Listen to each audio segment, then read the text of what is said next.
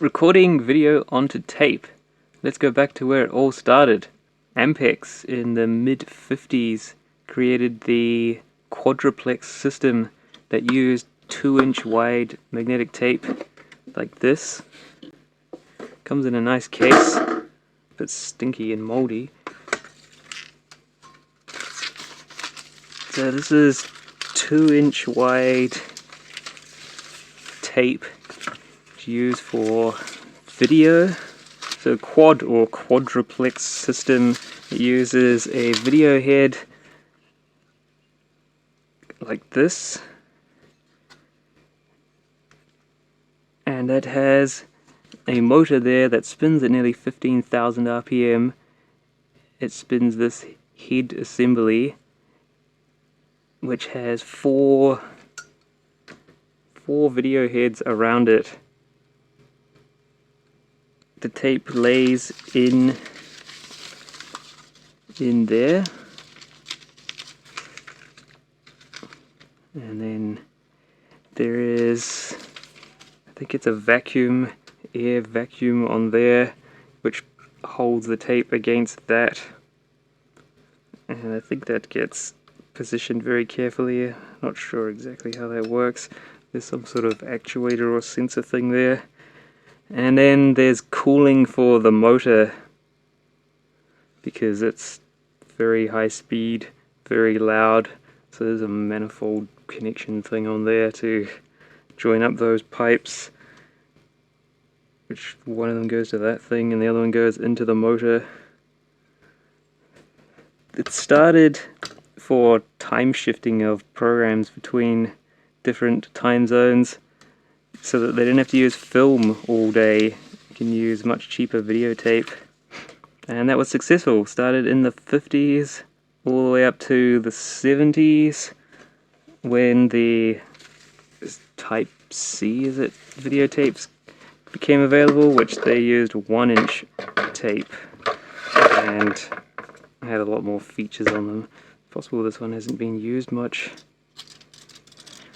but I don't have any players for these tapes, unfortunately. Don't have enough room for that kind of thing. So instead we'll look at a consumer format that came about the mid-70s. Around the mid-70s, early mid-70s, consumer videotape became available at a reasonable price, and there was a range of different formats. Each manufacturer created their own and used those on their own machines. And then eventually a format was created, EIAJ, which then became adopted by various manufacturers, and that's this format here. You get about 30 minutes on these smaller tapes, or larger ones for non-portable machines, which could do up to 1 hour. So that's the EIAJ format tape. Look at that, there's one never been used, still in the original packet, with the original thing holding the leader. And these ones here, I think these are a non-standard Sony format, also unused.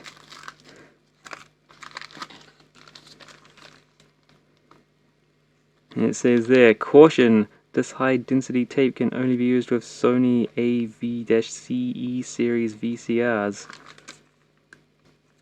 Interesting. The reel does look similar.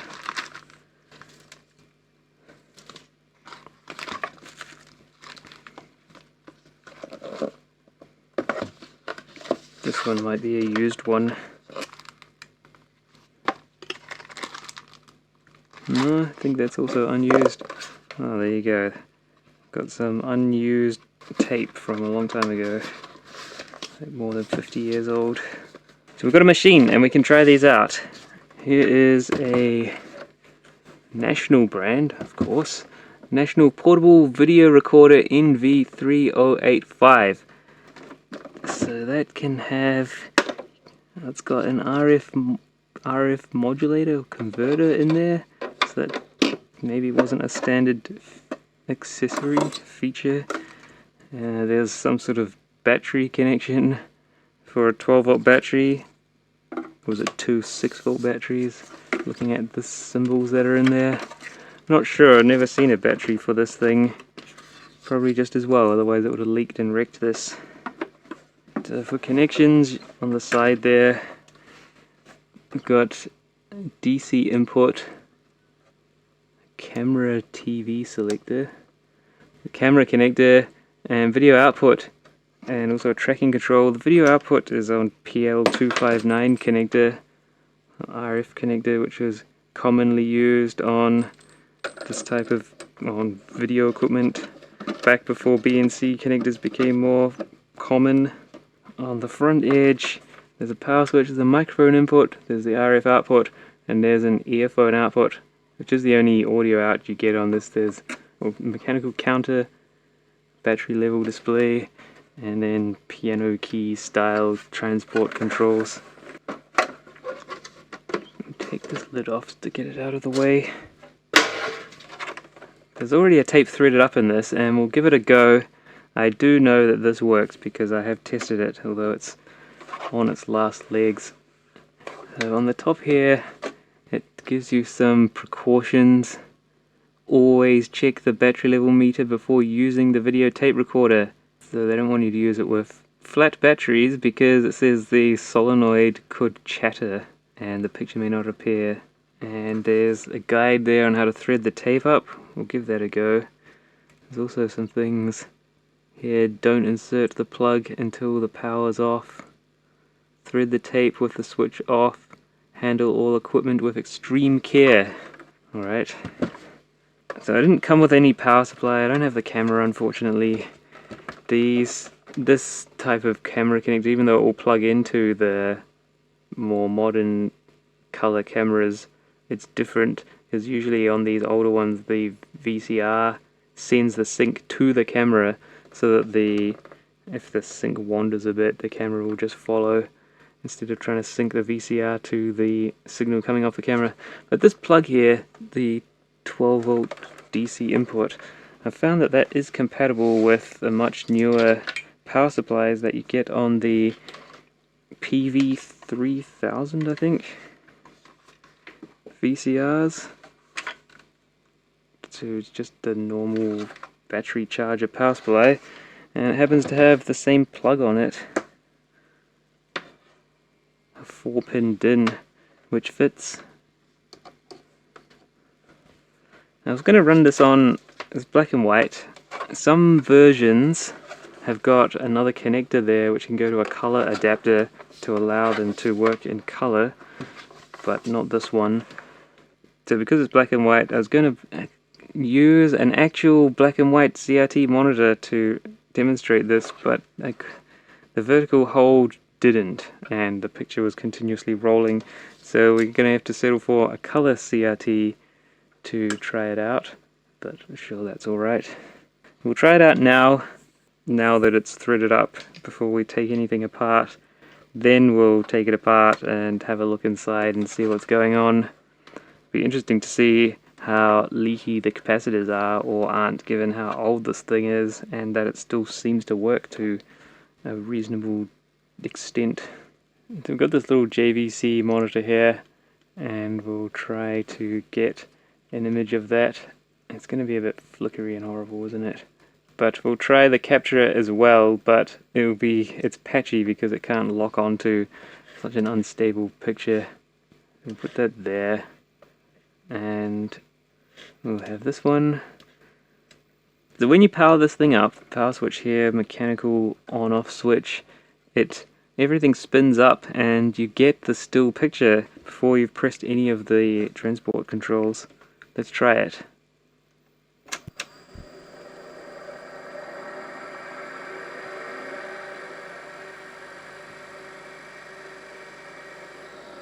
And there should be sound, I think. I think there's sound for this, although one channel.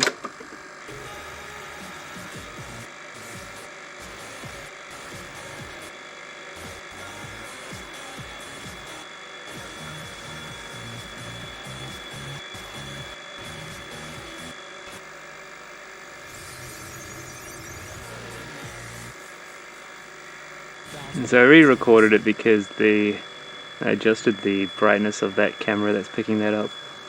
But I think it's amazing that this thing still works, and I haven't had to do anything to it to get it to work, and it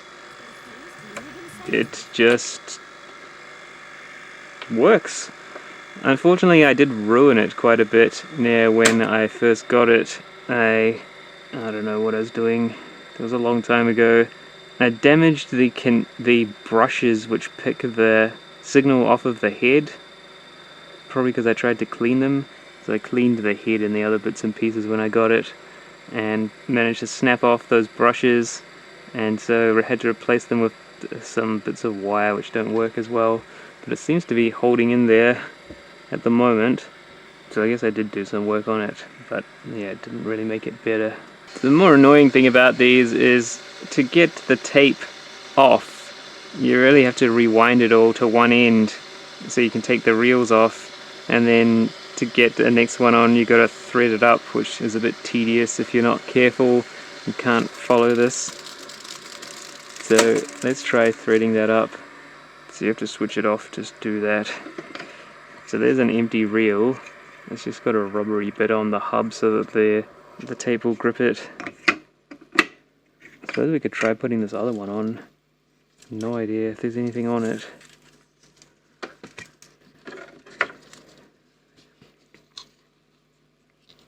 The way I recorded the video on that a long time ago, back when I first got this thing and was playing around with it, is I made a cable using this camera cable, 10 pin, and then worked out what the connections were and joined it up to this, so now that can be a video and audio input to this VCR to do recordings.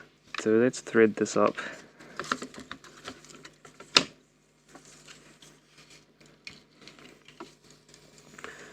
So it needs to go over that thing, behind that, then there's a head, then there's a guide around the video head, another guide, audio control heads, and then capstan, pinch roller. So it goes over that thing and around that thing. Just holding down the play a bit to release the brake. This tape looks quite dirty. I don't know if that's a good idea, we're trying to use it. Okay, then you wind the tape on this direction. This is for fiddly. And once it gets on top of itself, it grabs, and then you're ready to go. Yeah, it's not a good thing, is it?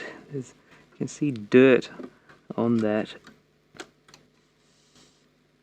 It's probably got mold in it. Yeah, it's because there's no unloading and loading. You can't fast forward to a good bit of the tape. It always has to go past the video head. Anyway, let's see what happens.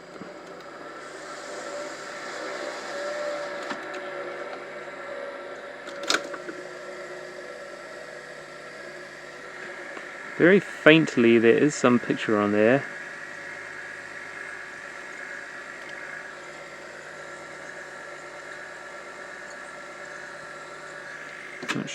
Oops. What is that? I think the power switch wasn't latched in properly.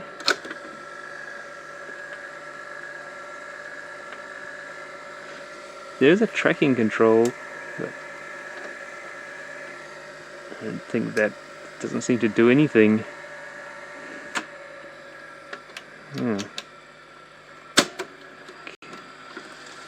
Can it tell there's something wrong and it's stopping? Yeah, maybe my power supply is dead. This machine doesn't seem to be in as good shape as I thought. I'm not sure why it keeps stopping. Unless it can tell there's something wrong here. Oh, did I put it around the wrong side of that? I think so. So I didn't even thread it up properly. That's a bit rough, isn't it?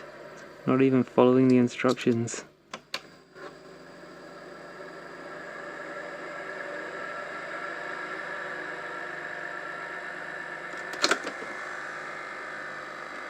Hmm.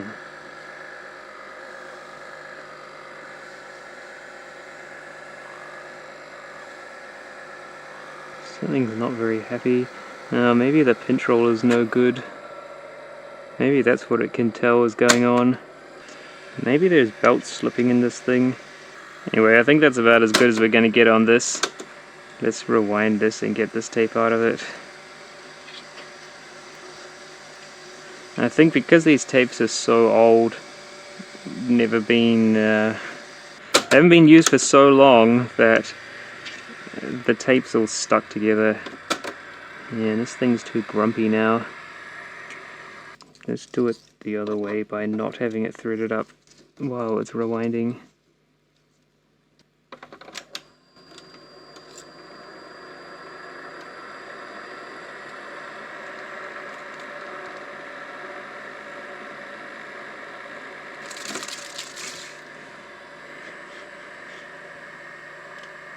Alright, we're going to take a look inside this machine. I don't want to destroy it, but we do need to take a look inside to see what's going on in there. All these wires that are multi-core have gone really sticky. The insulation is degrading, which is quite disappointing because it's happening to a lot of the camera cables, the nice multi-core cables. So you can take this top part off.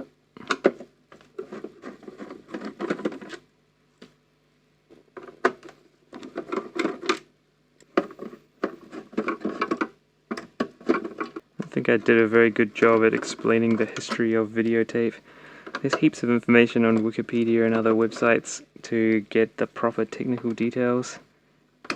Now this lifts off. No, there's a thing you have to undo somewhere. Yes, there's another screw on this top bit. Don't forget that. Alright, we'll lift this off.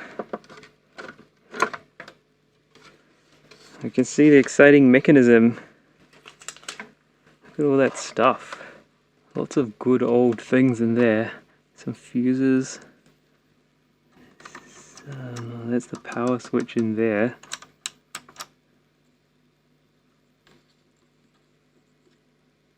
No, it's got round belts. There's a solenoid here for the pinch roller, and there's some switches, micro switches, and there's a leaf switches there for when the play gets engaged. Oh yes, you can see the same kind of back tension band thing controlled by that lever. So the play goes right to left, which is unusual. So maybe it's not that unusual for this time period because the U-matic tapes do the same, which are similar-ish age to this, which was the first successful cassette-based tape format for video. Okay, we'll see if we can get this thing out of the case so we can have a look at the board. The carry strap thing undoes. It is quite an interesting arrangement. Little latching thing. And then I think there's some screws on the back. Just 4 fairly large screws there. Alright, the screws are off, so I think we can lift this out. Except, well, yeah, the battery wire's coming. Then carefully hold that while I get rid of this. Now, you can see here, not very well, but it's a bit different to the more modern VCRs because the video signal is picked up off of the video head by slip ring and brushes. You can see the rings just in there, and then that piece there which goes down is the brushes, and the head that turns is just a disc inside here. The drum part is stationary, so that's a bit like what the beta VCRs do. The head itself, the tips that read off the tape, are very similar to what you'd see in a modern machine. Still die-cast chassis, good stuff from National Panasonic way back then. Always done it properly instead of using just cheap pressed out bits of metal. Now can we put this upside down without wrecking it? Now here's the main board. Is that the only board? And it's got some red screws on it, so we know what to undo for servicing. Oh, look at that. The head is driven by a belt. Quite slippy belt. The motor is... you can't even see that. So the motor is here. And then there's a belt over to this shaft, which goes down to the head. And the motor there for something, capstan I guess. So let's see if we can take this board out and see the other side of the mechanism. And I also am interested to see what is on this board.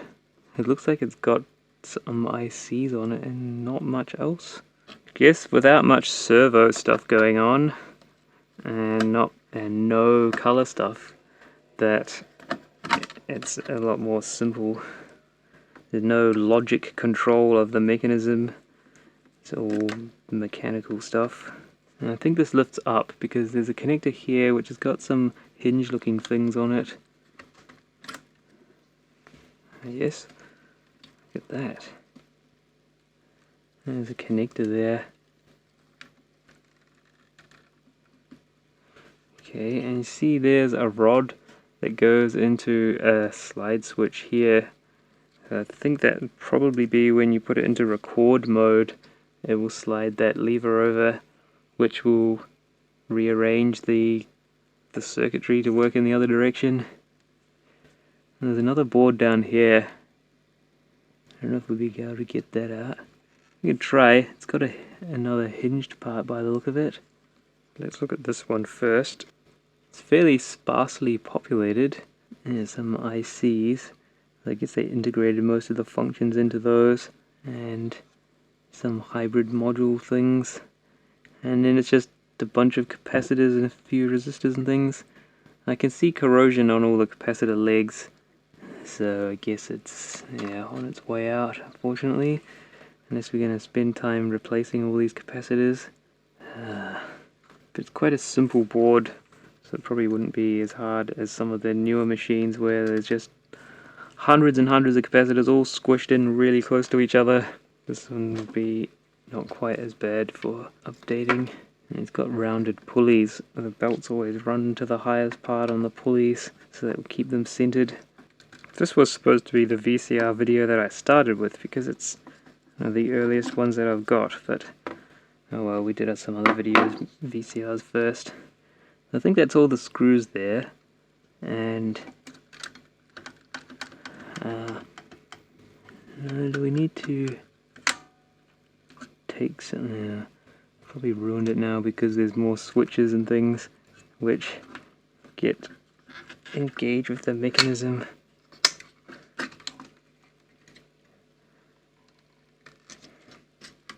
The board's got quite a bit more stuff on it. I think that must be the video one.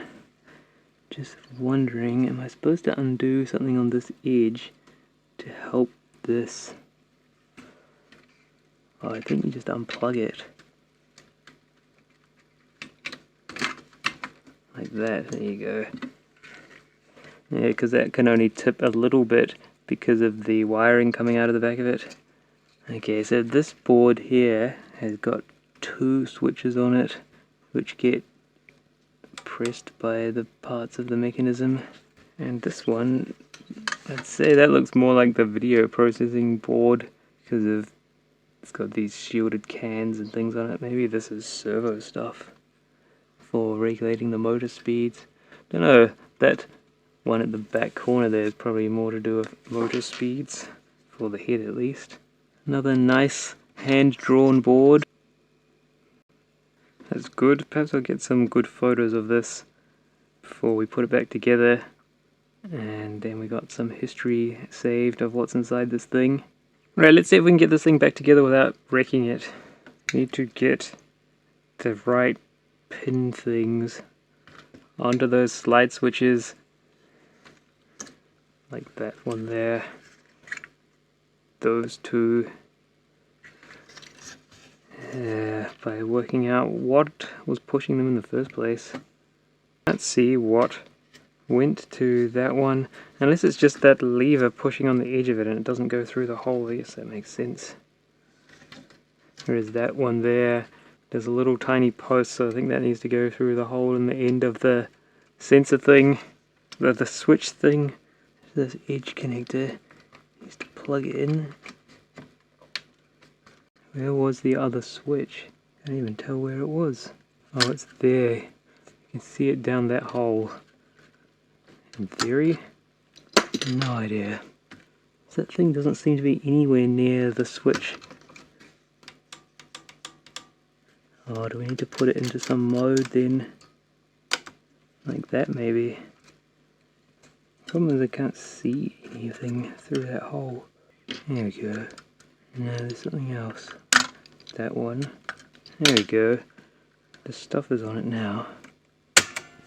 Okay, now we can put the screws back in. Seems to be on the right place. We'll put them back loosely to start with, because I think we need to push the thing over a bit before tightening up the screws. And don't forget to put back on the belt. Sort of wondering, should we turn the belt inside out? I think that would expose it to a new surface that will work better. I thought, oh, maybe we should try cleaning the belt, but it's probably not a good idea. It's got a reasonable grip there. Okay, so that needs to be pushed over a bit while we do up the screw, just to get the tension on that stuff. And now that one over in the corner. Alright, that wasn't too bad, was it? Now, that's all of that. These wires pressed down into those gaps there. This one here had a cable going up to that, which went around that way. There's a bigger gap between that pin on the end there.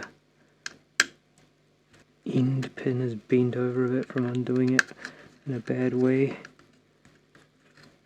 It doesn't want to go on at all at the end. And it's because if you hold the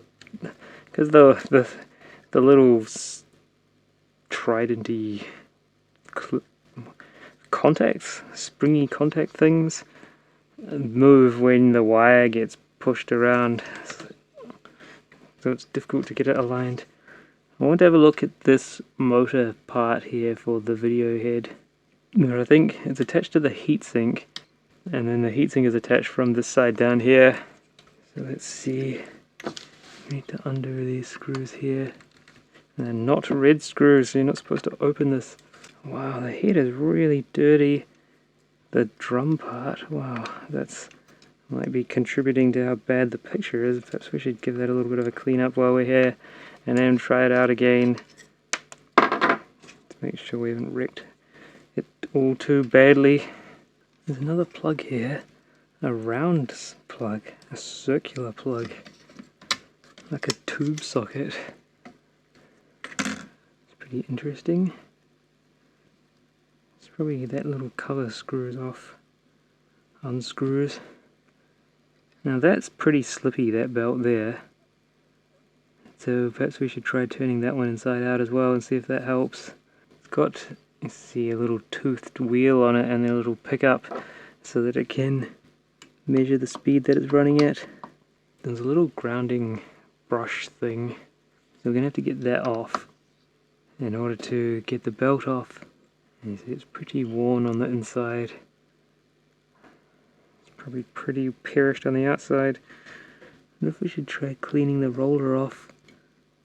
Maybe we'll try cleaning it. We'll see if that does anything. Not really. Okay, so we've got it inside out. The belt inside out. And it's not any more grippy. That's a shame. That one's pretty much wrecked. Perhaps we should try cleaning it a little bit. Just give it a little wipe and see if that helps. Okay, we'll see if that made any difference. Probably didn't.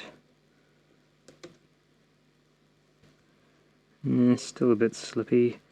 Well, too bad. The speed is regulated by the head side, not the motor side of the belt, so it should, in theory, compensate for a bit of slippage, but still not going to be the best. Maybe that's why it takes so long for the head to get up to speed, because it's got to overcome the slipping. Okay. It barely can hang on to it. I've probably made it worse then by touching it. That's a shame, because I don't think I've got any others that would be that size. There's capacitors going bad on that. So I think that might be, it's either a power regulator or something to do with the motor controller. Maybe it's power supply stuff. It says there, plus 9 volts adjust, meter adjust. Oh yes, so that's the power, the battery voltage meter. And it must be the relay that you hear clicking on and off when it starts up. Okay, we'll screw down this board, then we'll tip it up the other way to attach that one, then we'll look at cleaning the mechanism a bit, and then we'll try it out. That screw feels a bit bad. Oh yeah, the other ones went on the front. There are 2 screws that go into a heatsink part. Good. Okay, we tip it back up the other way, and we put back this board.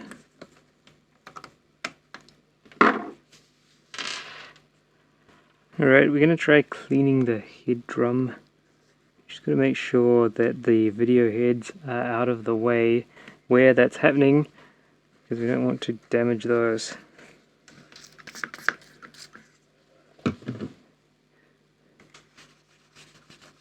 There's quite a bit of crust there. I was wondering if having that build up right by where the head sticks out would mean that the tape doesn't get as good contact as it otherwise would.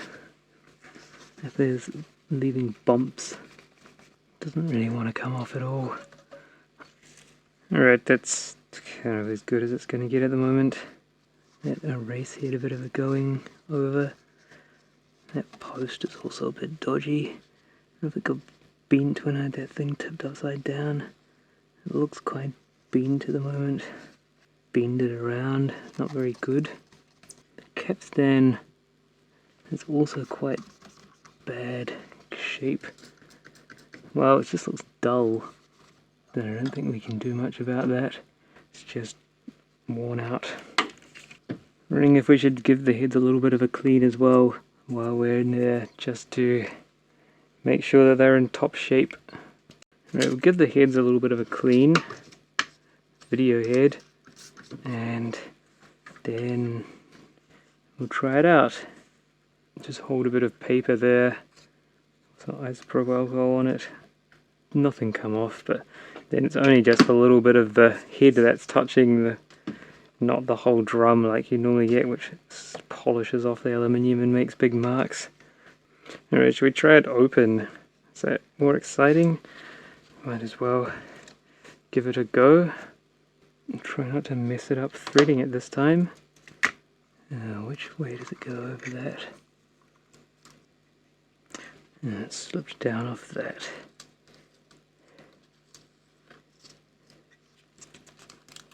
Oh, what? Oh, because it slipped down, I put the whole thing in upside down. Yeah, so cassette-based systems are a lot nicer, aren't they? Because you don't have to deal with all that. Yeah, just because it fell down the edge there, it was upside down the whole way through.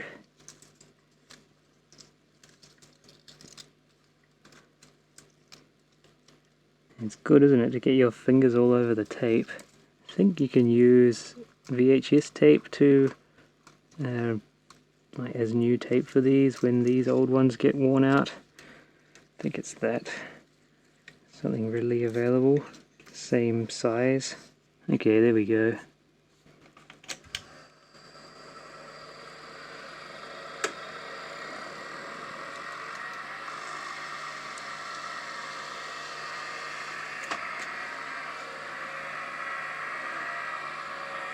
We were a fair way into the tape before, so I'm not sure whether there's anything at the beginning.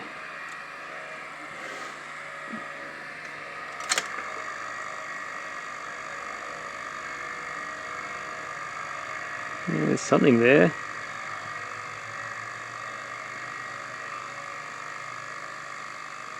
Is the picture better now?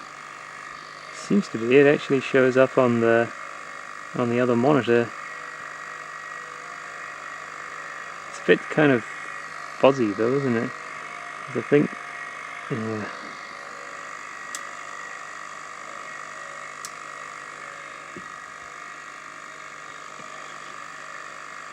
So we haven't ruined it.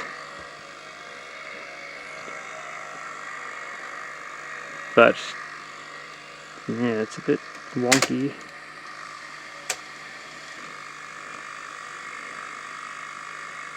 So maybe it is a bit improved now because the digital capture is a bit clearer, I think.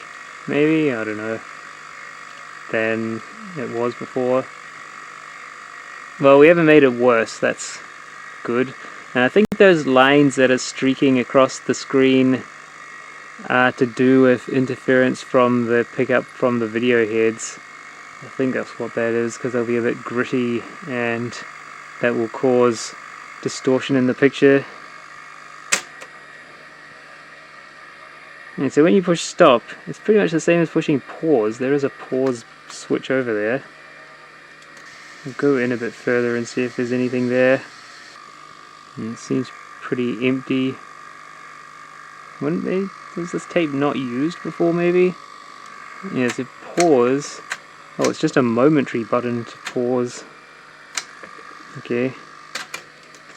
So the pack on this tape looks like it's definitely been used, or it's been wound tight and like splayed apart from the pressure over the years.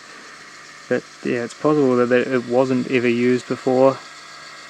Just like those other ones that I got that still seem to be new in box, mint in box, free mold included.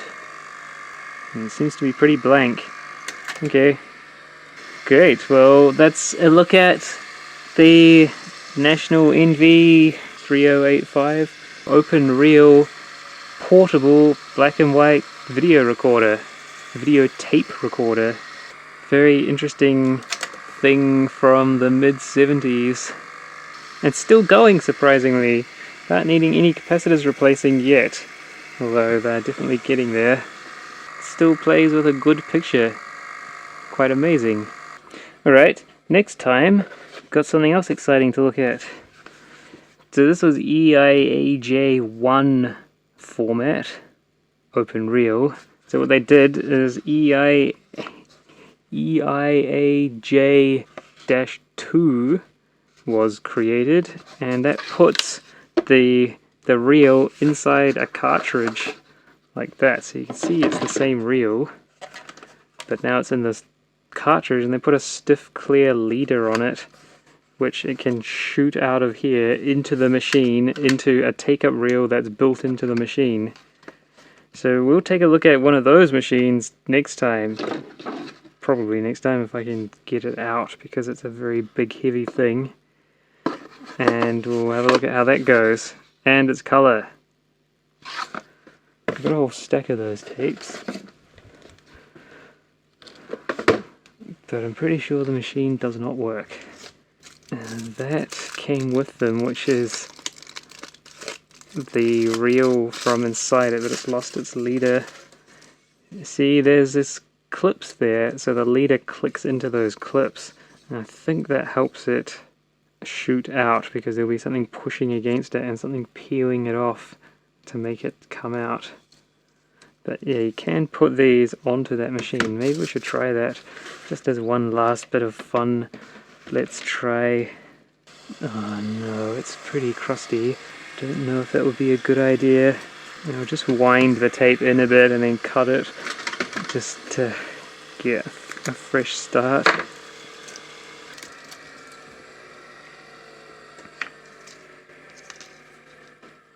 Just for fun, we'll give this a go and see if there's anything on it.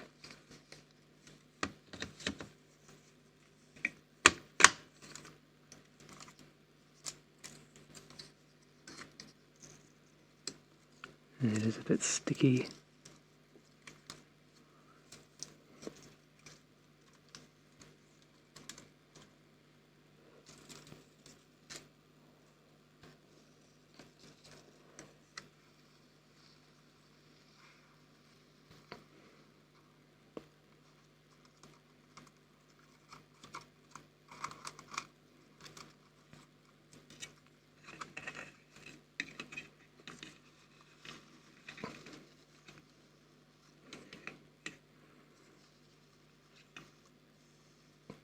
Okay. Looks like there's something on there.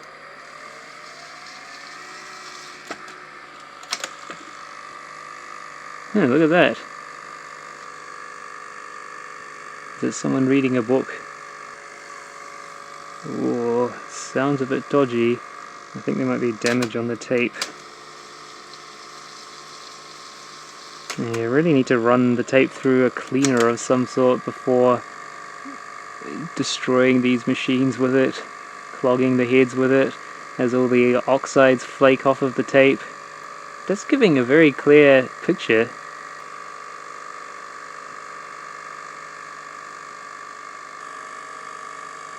Well, in my preview the picture is nice and clean. On here, quite stable and good.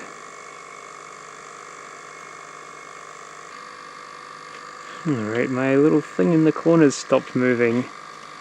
I don't know what's going on there. Anyway, that's I'll say it again. It's in color, is it? It looks like it's in color. Somewhat. No, it's just... I don't know, well, there's trees there that look green. I don't know what's going on. Maybe the monitor needs degaussing. I don't think this could play back color pictures. Maybe the mind creates color. That's what the pause looks like.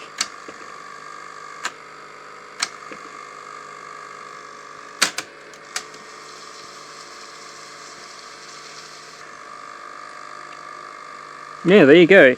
National NV-3085 Open Reel Portable Black and White VTR. Still in remarkably good working condition, more 50 or so years on. But stay tuned for the next video and we'll take a look at the cartridge version of these open reel tapes. Now I've said it, we'll have to do it.